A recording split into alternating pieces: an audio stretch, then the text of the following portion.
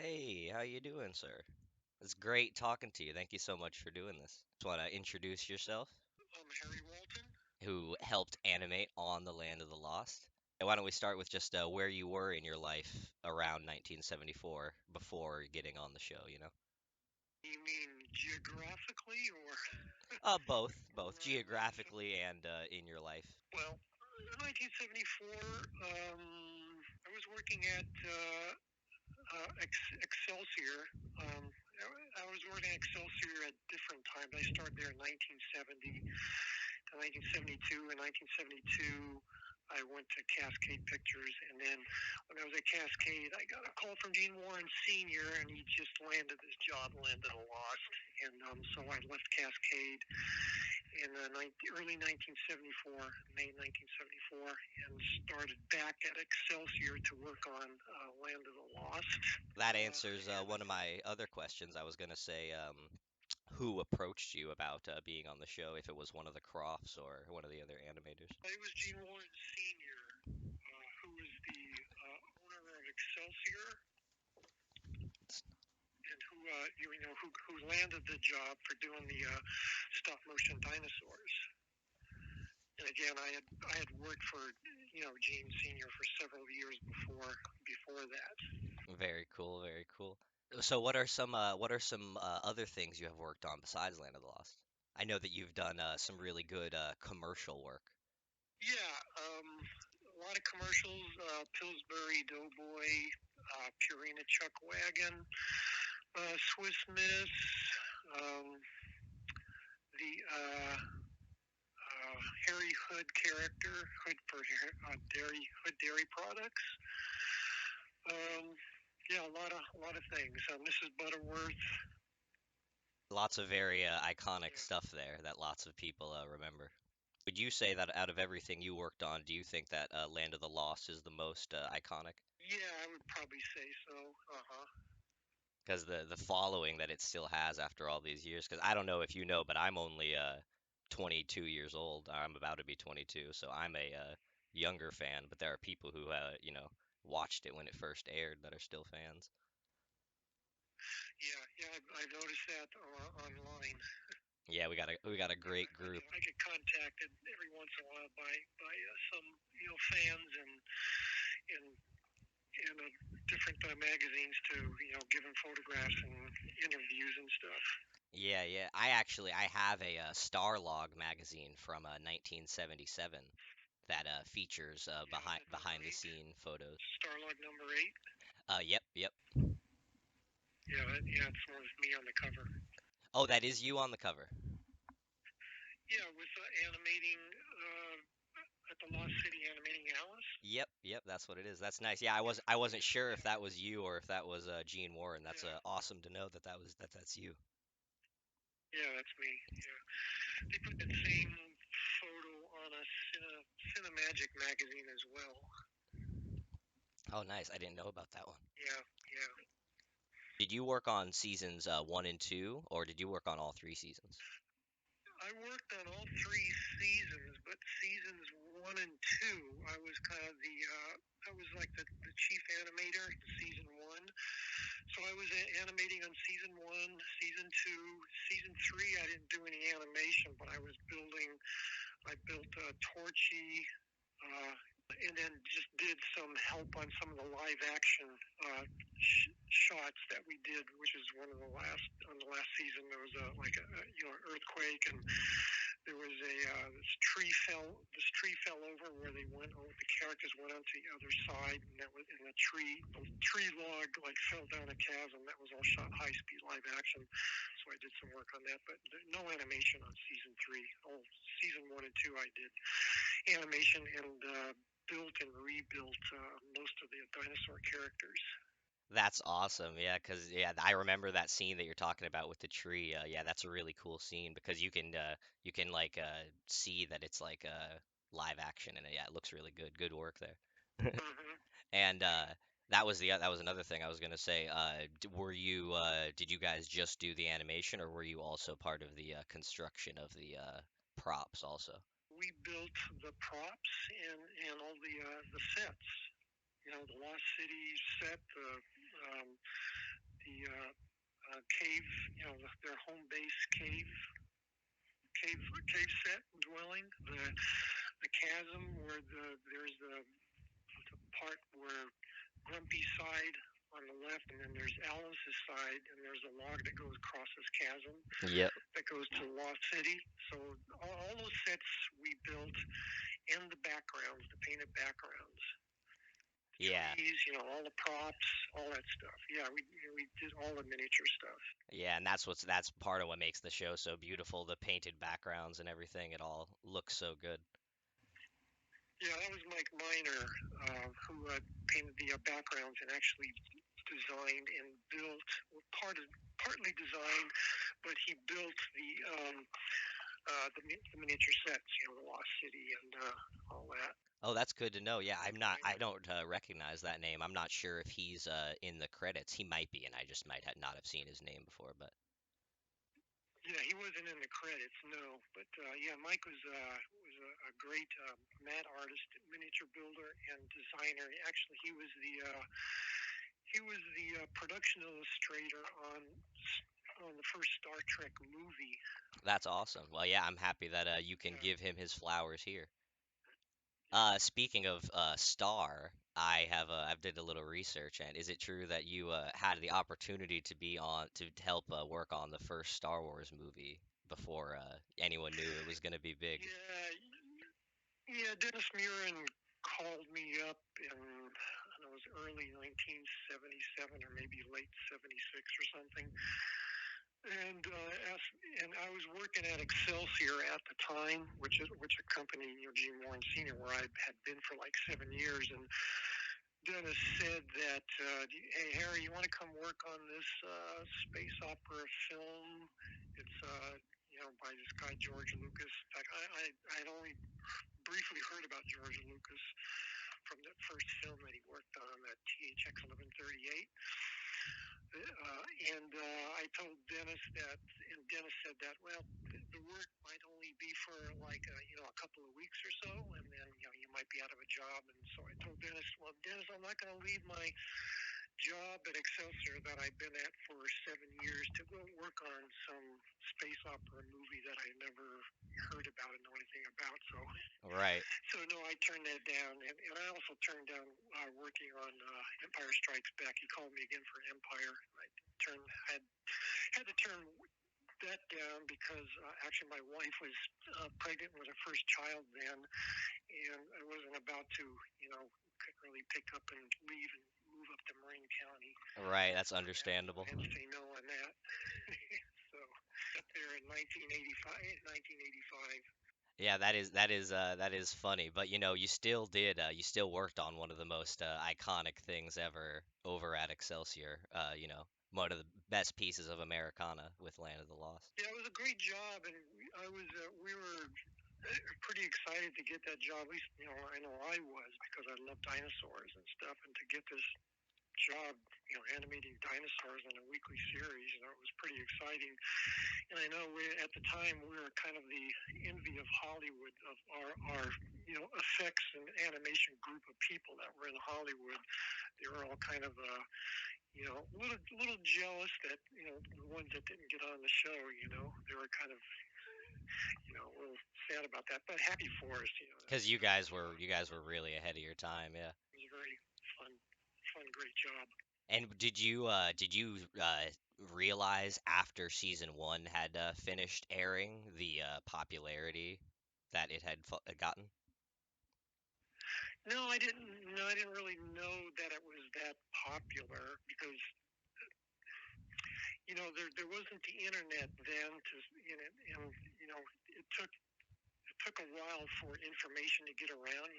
Something would have to go out into a magazine, or whatever, Right. maybe the newspapers. It was mainly word of So mouth of you didn't have that. children. Yeah, you didn't have that instant information like you do now, with the internet and all that stuff. So no, I didn't know that it was you know, I knew that it after the first when we started up on the second season. Of course, I knew that it did very well and it was pretty popular, but not right away.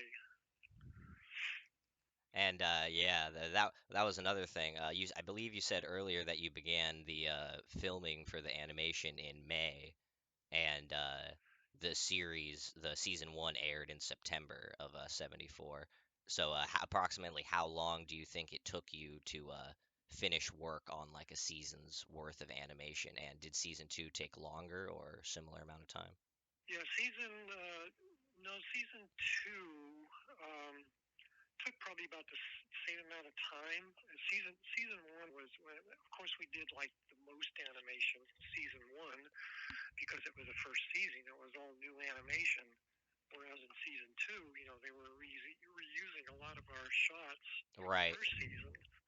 It's a famous quote that only 40 minutes of animation was shot for the first season because like you said they do a great job at reusing them in different situations, so it's hard to even tell that they're being reused. But how long do you think it took to make that 40 minutes of footage?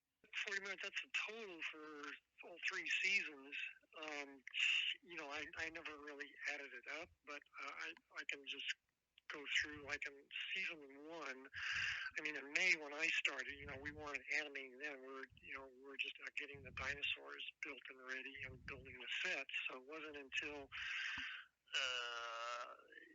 probably June sometime when animation started. Right. So we had June, July, August, uh, September. So we're animating for like 4 months. Even though when it aired in September, like I don't know, first or second week in September, even when it aired, we were still animating after that into um, I think maybe the middle of October or something. Finishing up on the last you know uh, um, episodes. Right, So anything that wasn't in the earlier episodes, right? yeah.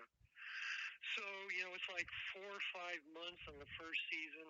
In the second season, there was probably about the same amount of time, same schedule. Probably starting because there were some new sets were being created for season two, and some new dinosaurs. And so that was about the same amount of animation time from June to October or something like that. And then season three, it was even less. There was only probably about a month, month and a half of animation. Just had to do like Torchy and Lulu. Yeah, right. Yeah. And season three, the little Warrens helped, right? The little ones in season three, no, not that I know of. I've seen an interview where they said that they assisted in like helping set up the Torchy thing or whatever. Like their dad brought them to work sometimes. Yeah, I know their dad brought them to work quite a few times. Um, I'm not sure how old they were then, but yeah, maybe they did. I don't remember that, because again, on the season three, I had just um, built Torchy, and and then when I wasn't doing that, I was working on like commercials and other things that were coming into Excelsior at the time. So yeah, whatever they said, I'm sure I just don't remember them being Right, doing right. that, but they could have been if they said they were. Yeah, but you definitely remember them being around the set though. Yeah, that's so cool. That's just so cool that it's the family business. Yeah. Them coming by the studio when I started, like in 1970. I was there like 1970 to 1972 before I went to Cascade. And James' wife at the time would bring Christopher and Gene 3 into the studio, but they were just like I don't know, 5 and 7 years old then. Right. You know, Little ones, yeah. Yeah, and speaking yeah. of them, they have did you know that they are in possession of like the original like Grumpy and like Dopey and like Emily and like one of the miniature sets or like what's left of them. The condition isn't that good. Like Dopey is down to it's nothing but the wire frame on the inside now, Dopey. But Grumpy and Emily still have Yeah. still have a lot of their original stuff connected. But they showed it on an episode of American Pickers. I thought that I know Gene before Gene Jr. Had died, that they had sold off some of the stop motion things. I know because I went by a Fantasy 2, and then Gene Jr. was working on the big Emily Brontosaurus puppet. He was like refurbishing a little bit because that was being sold. Um, and I thought they had sold some other puppets, but maybe not. Oh yeah, I'm sure some of them got sold off through the years. Yeah, but they had like the original Emily, the original Grumpy. They had actually the cast molds that were used to create Emily. Hmm. So that was, yeah, really Yeah. really cool to see that. Do you happen to have anything that was used on the show in your possession? No, I had some dinosaur. I had some carcasses, and I had a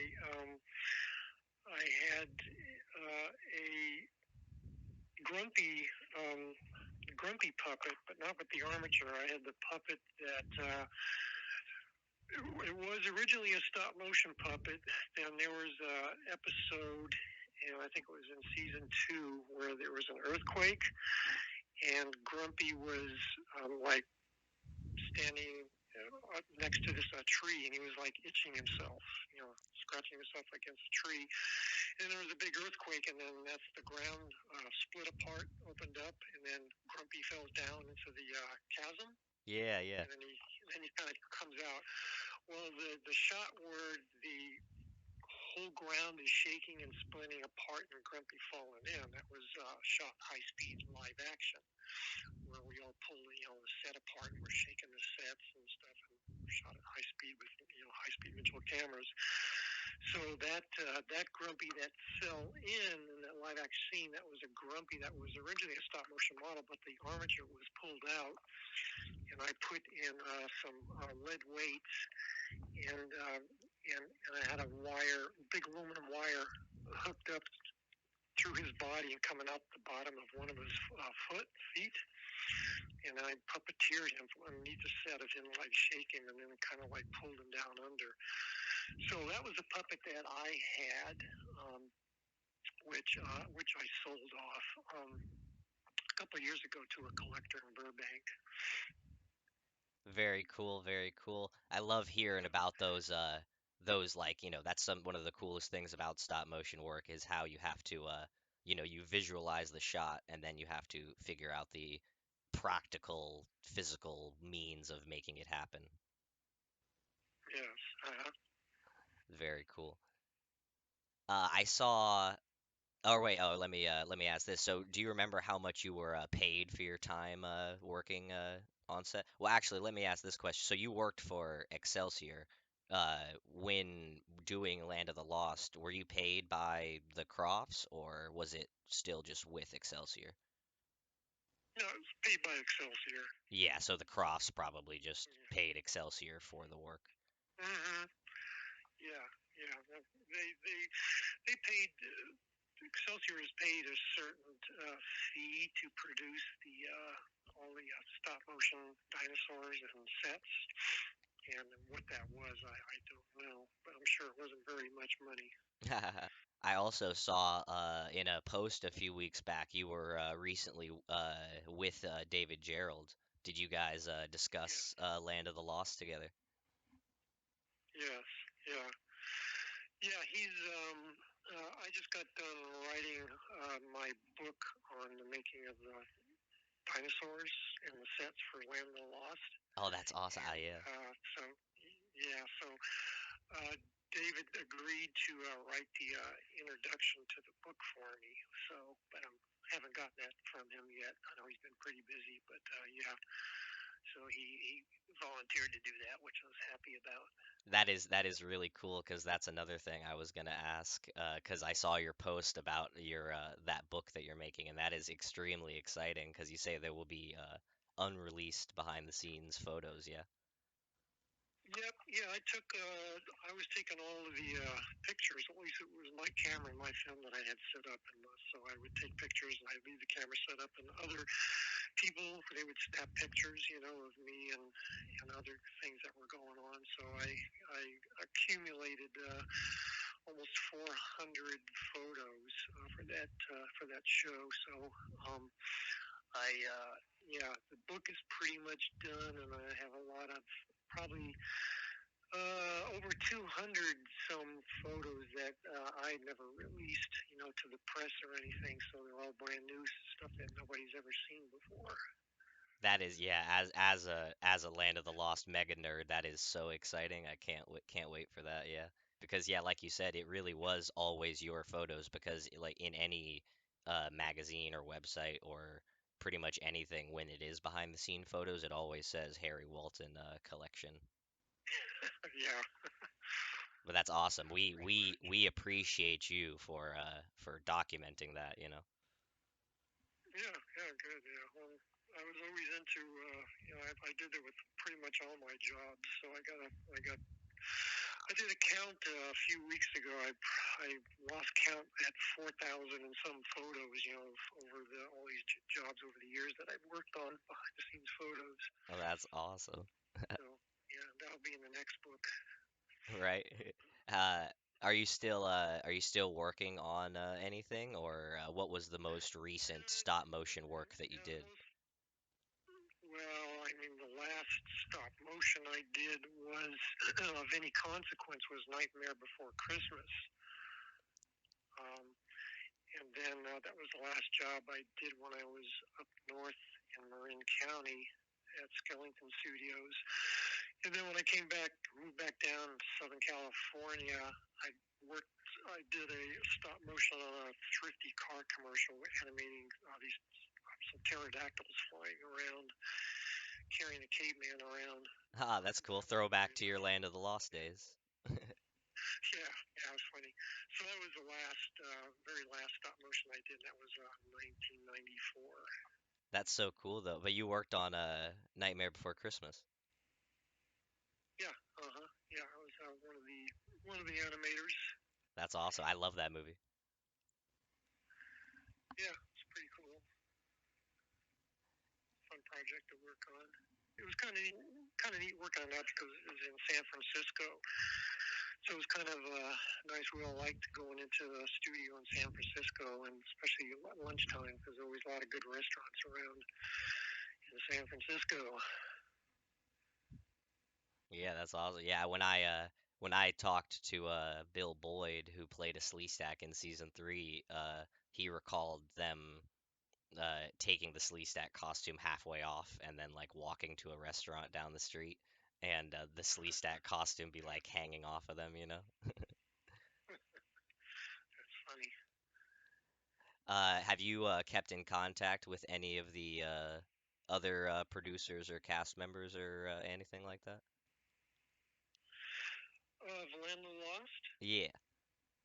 Yeah, just of course David Gerrold, as you know, and then I did contact Wesley Ure and told him that I was working on this book, and uh, asked him if he wanted to contribute to the book, and he said, "Yeah, yeah, I'd like to," but I haven't heard anything from him since then. That was a few weeks ago. Of course, him and Kathy are always busy doing these conventions. It seems like they're constantly doing, Land of the Lost conventions. It's true, yeah, well, yeah, which is great. But yeah, right now especially they're like in the middle of their it's like convention season right now more so than usual, yeah. So they're like really Uh-huh. booked, yeah. But that's awesome. But yeah, they're super nice.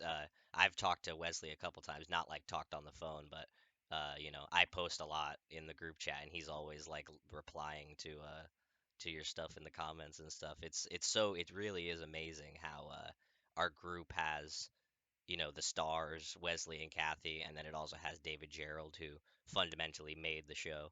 And then we also have other people that were part of the show, like Bill Boyd and like you, who were essential to the stop motion that we all love. Yeah, so it's really special. Hmm.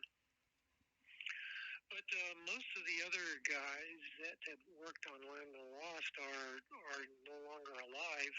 Sadly, Um, yeah. yeah, except for Dennis Muren is Dennis Muren did a little bit of work. He only worked on actually worked on Land of the Lost for like a week making props, and then he left because he wanted to do camera work, which he should have, but that position wasn't available. David Stipes, he was on actually Land of the Lost before me, working on some doing some miniature set construction for a couple of weeks. And then Doug Beswick, Doug is still alive, and Doug had designed some of the new armatures for Land of the Lost and had them machined. And then John Berg is still alive, and John had built, what armature was it? He built the,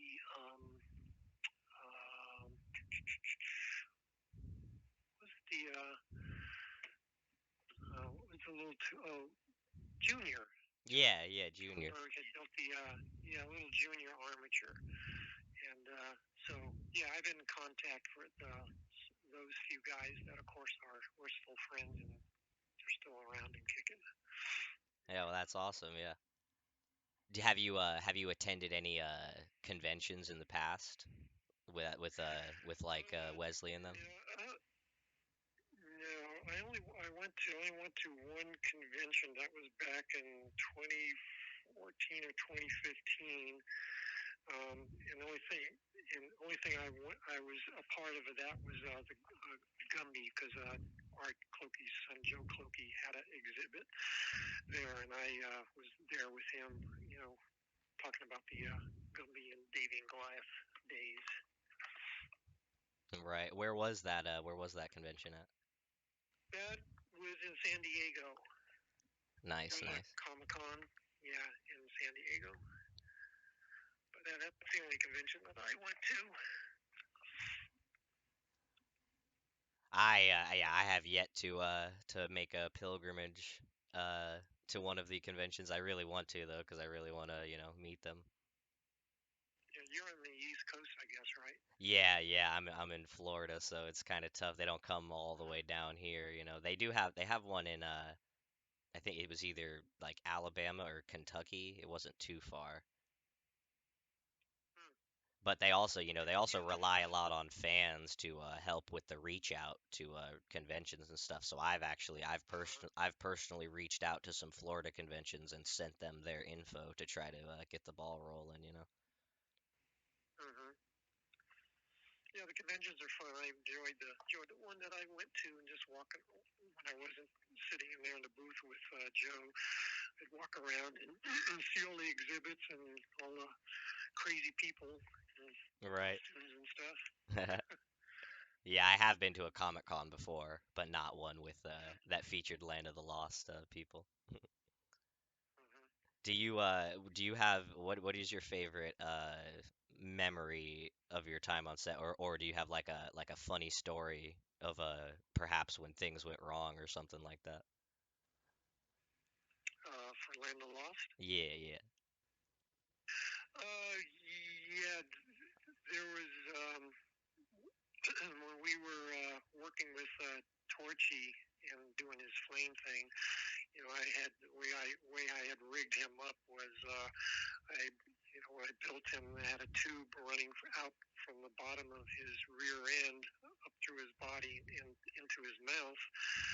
A little tube that I would use WD-40, and I would squirt the WD-40 through the tube, and then somebody would light it, and that would create his flame come out of his mouth. And one time when we were doing that, there was and we were shooting, there was too much of the fluid backed up into his mouth, and his whole mouth and head caught on fire. Oh no. So yeah, so so we threw a bunch of water on him, doused him up, and then had to remake him. So that was one weird crazy thing That that happened. that is hilarious. Yeah. Do you know what happened to that original Torchy? Was it just thrown out? Well, it gets, yeah, it gets, the body's no good. It gets, stripped off the armature and thrown in the trash. But you probably could reuse the armature if you wanted to, right? Oh yeah, yeah, yeah. The armatures are always good. Yeah, I mean the armatures are expensive and take a long time to make, and they're all made of metal ball and socket hinge joints, so they nothing happens to the armatures. Yeah. That was another thing I meant to ask.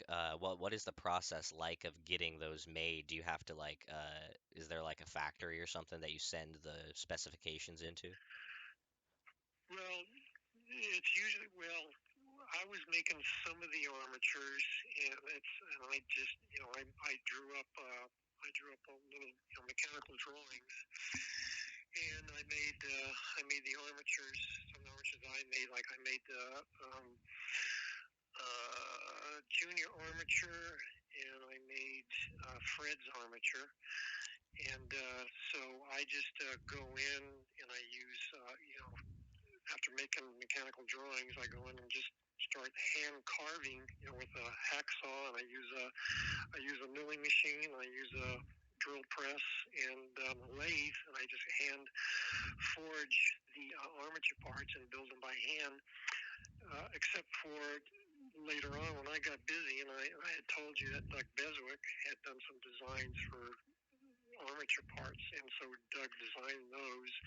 He designed certain hinge joints, and he sent those out to a machine shop, and they mass produced a bunch of armatures later on for season two. So it's done both ways, hand machining and sent out to machine shop, and they turn them out like sausages.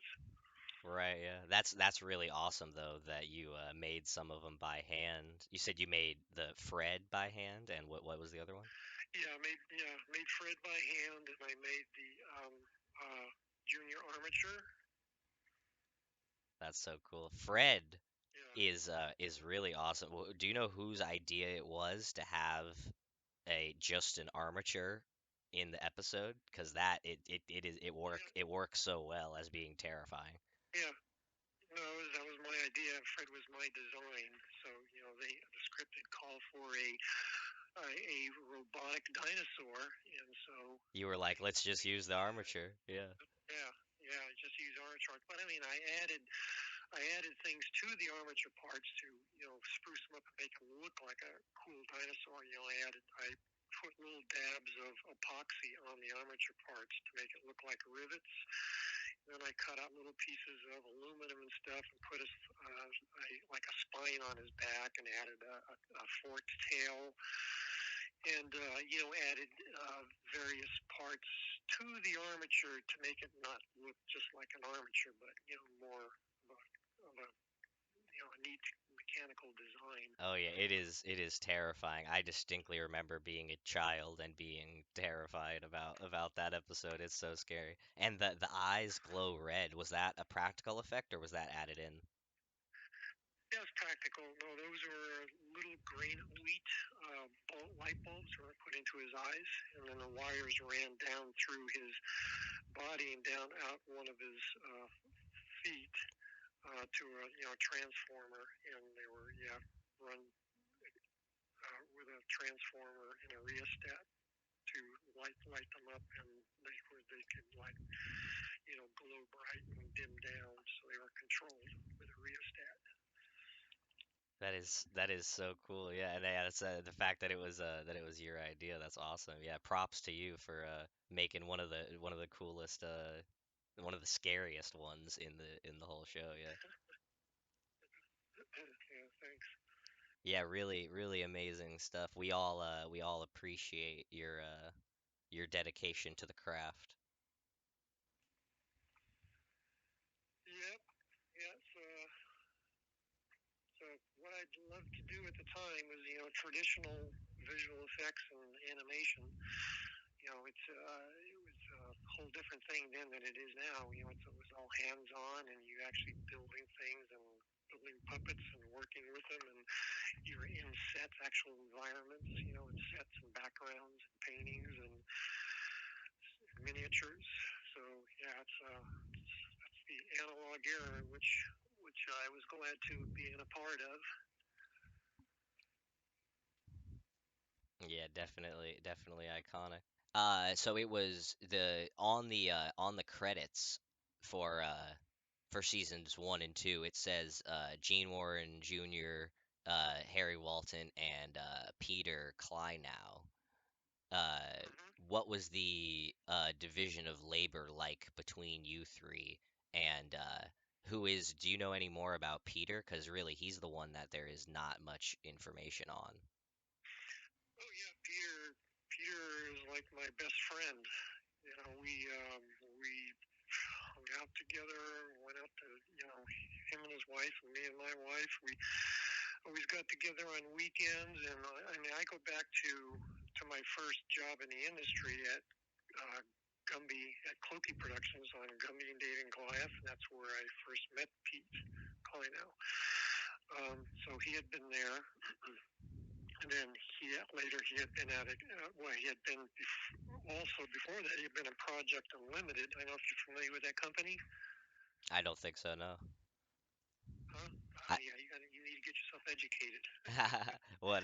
Give me a brief No brief offense, history of no their offense, works. but well, you know Gene Warren Senior is right. Oh yeah, of course, of course. Yeah, well, Gene Warren Senior started with Wah Chang, and Tim Barr started a company called Project Unlimited back in the earlier mid '50s, and they did the effects for the movie The Time Machine. They did the stop motion effects for Wonderful World of Brothers Grimm, The Seven Faces of Dr. Lao. Um, most George Pal movies, you know George Pal is right. Yeah, yeah, yeah, definitely. Some Lots George of Pal. iconic ones. Yeah, most of George Pal's movies, he did their animation effects for the movie. So that's that was Gene and Waz and Tim Barr's company, Project Unlimited, that did all the films, and then Project Unlimited folded, I think, like in the mid '60s, late '60s, and then Gene. Everybody, Tim Barr went on his own, Wah Chang went on his own, and Gene. That's when Gene Warren started Excelsior Animated Moving Pictures. Um, so where was I going with this story? Either way, I'm loving it. So anyway, that was kind of the history of this this company and these people where they came from. So Excelsior was actually founded by Gene Warren Sr. Yes. Oh, that's awesome. I didn't know that. When the transition from season two to three happened, uh, did you see like could you like feel how much had like changed in the show because all of the writers changed, uh, like David Gerrold had left after season one, but most of David Uh, Gerrold's writers had stayed around for season two. But after season two, all of them had left, so it took, season three is a big decline in writing quality, not in animation quality, though it still looks great. yeah, it was a big decline in writing quality, and also just in losing, one of the main stars of the show. Yeah, you can't Mr. replace Spencer Milligan. Milligan. Yeah. So yeah, it was kind of a disappointment in many respects like that. Yeah, that kind of went down. So, but still 3 seasons isn't too bad, for a show like that. Oh yeah, no, definitely not. It's actually the record for any Sid and Marty Krofft show. Yeah, yeah, I think it was. I would say probably their most popular show of all their shows. Oh yeah, definitely. It spawned a reboot series in the 90s and then a really bad movie in the 2000s. Yeah, I could never watch that Will Ferrell movie. You know, I still haven't. I can only see just little bits and parts of the animation. Of course, the animation is great stuff, but I could not stand to watch him and his antics, the stupidity. And spitting on In the fact, legacy I of just the don't like show. Will. Yeah, I just don't like Will Ferrell. I never liked any of his movies. Right, yeah. That's the thing. I like some of his stuff, but when you put Land of the Lost on the front, it's like no. But that's the thing. I still have never seen it either. I've been meaning to actually watch it and film my reaction, you know? Uh, Because I feel like that would be yeah, it'll funny. be good. It'll be good to watch for the CG dinosaurs. Yeah, yeah. And well, that was another thing. While you were with David Gerrold, did he mention anything about a show Bible that he was working on?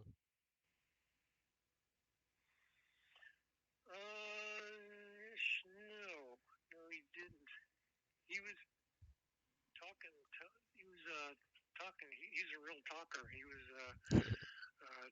just going on and on about all kinds of stuff, but nothing in that regard. Because he recently in a Facebook post, somebody asked him a question in the comments, and he replied saying that there is a show Bible with like unanswered lore questions that he has that he is working on and he plans to release, which is like Oh, which is like major news.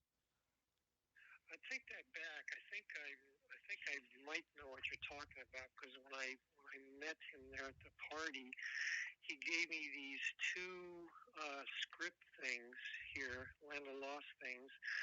One is a writer's guide by David Gerrold. It's a Pacuna Dictionary by Victoria Fromkin. I had him sign it for me. I haven't read it yet, but he gave me that, and then he gave me this other script here, which I think what you're talking about, which is called Land of the Lost: The Return. It's a 1987 treatment and Bible by David Gerrold. So maybe that's what you're talking about. Oh my Land of the God, Lost Return. Something he wrote in 1987. So I have it right here. that It's a is script. so exciting. And you haven't read that either? And I haven't read it yet. I've been busy, you know, 7 days a week, finishing up on this Land of the Lost book.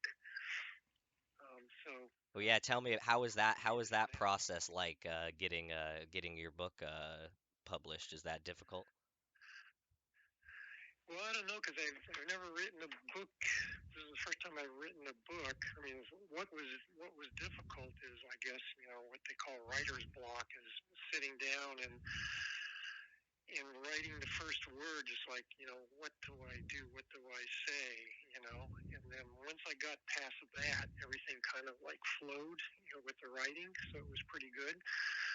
So now that I've got that done, and I'm starting on a book about my career. I'm running up against the same thing. How do I start the book? So, Oh, so you're working on a second and then, one. uh, yeah, that's about my, my work in the industry. Very exciting. So, so anyway, so yeah, I have to read this script now that you mentioned that I got for David. Oh yeah, definitely. Yeah, because there's I don't know, it's like there's been a murmur. I mean, you can say that this has also been happening since like after the bad movie came out in 2009. There's always been talks of something else, but as of recently, I feel like online, there's been a serious buzz from like the Crofts themselves. Like they've been posting stuff about them going through the archives and taking out the Land of the Lost tapes, and David Gerrold saying that he has his show Bible. And there's actually an interview from David Gerrold at some convention that was from 1 year ago, where he says that he says the same thing that he says in that Facebook comment that I mentioned. He says that he has the show's unanswered questions and he would be willing to sell them to, make be them to be able to make something that would actually be a good story. And so I feel like Uh-huh. and the 50th anniversary is coming up. So the fact that you just confirmed this thing's existence and that it's right in front of you is so exciting because I feel like they're doing something for the 50th year anniversary, which is next year. Yeah, yeah, that would be cool. Like an actual good reboot, even if it's only like a 50-minute special. You know what I mean? If it has the Yeah, heart and soul and the David Gerrold's story, that's what us fans want. yeah, yeah, that would be nice. Obviously, Hmm. it would be really cool if they got the Lost in Space treatment where you get a whole Netflix series. So, Sid Croft, isn't he the older brother? I believe so. Yeah, is he still alive? They You they know? both they both are still kicking, yeah. Oh, okay, okay. I believe they're like 89 and 92 or something like that, yeah. Yeah. Hmm. Yeah, it's crazy. Their impact on the TV industry. Hmm. Yeah, that's for sure. But oftentimes, like with Land of the Lost, they get all of the credit when people like David Gerrold and yourself are really what made it happen. Yeah, well, David was certainly, to my mind, was the creator of Land of the Lost, Oh yeah, as far as definitely. I know. Yeah. Yeah, a creative force.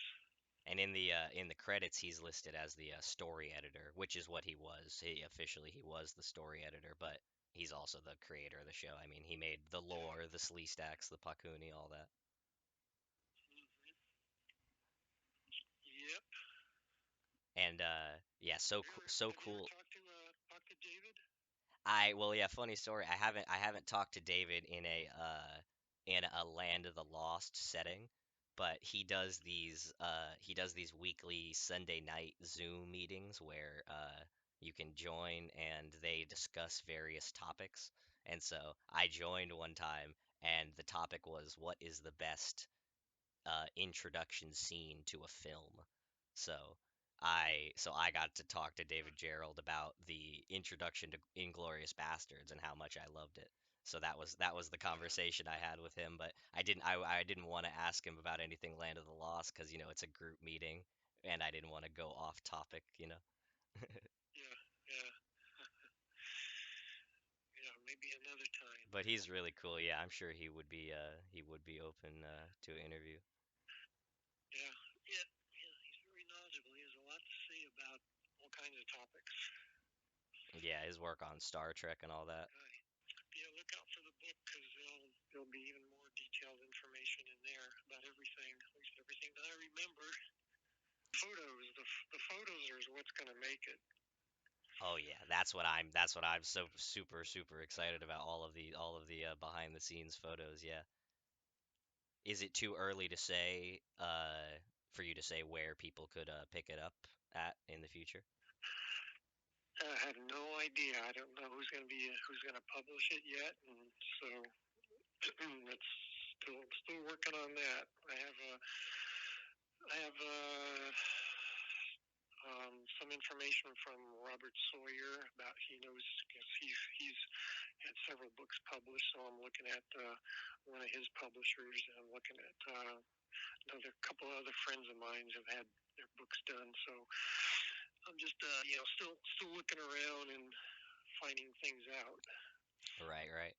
Well, yeah. How about Yeah, when so if you do find that out, you can send me a message and I'll be sure to drop a link to that in my video so that anyone who sees it can have a direct path to get that. sure. Yeah, appreciate that. Yeah, of course. I appreciate you, and I will personally pick up a copy for sure as soon as they're available. Add that to my Land of the Lost collection. It was a fun show. Seems like ages ago. Right, yeah. 49 years, it's crazy. Yeah, that's right. Coming up on the 50th anniversary. That's why it's perfect prime time for the reboot. Hmm. How what would you say if they reached out to you and the other original animator? What would you say if they asked you to come work on the show again? Well, I can't imagine what that would be. I mean, I wouldn't be doing stop motion. I'm sure they're not doing it stop motion. I mean, it'd be kind of cool if they did, but I wouldn't certainly wouldn't want to animate anymore. I had enough of animation. It's backbreaking work, you know. Right, yeah. If you're doing stop motion, you leaning over a set table, 10, 12, 16 hours a day. It's very tough on your body, on your back. So that's for I'm 74, so I wouldn't be doing that again. Uh, Consulting or something like that, yeah, no problem. But I wouldn't actually physically would be working on the show. Right, right. And like you said, in all likelihood, they probably wouldn't use stop motion with the nowadays effects. But you would hope they would, Right. because it would give it that vintage feel. Mm-hmm. Yeah. Because there's It would nothing like indeed. practical effects. Nope. Looking forward to seeing your article. All right, thank you so much. I really appreciate your Okay. time. Okay. Yeah. Good talking to you. All right, you have a great one, sir.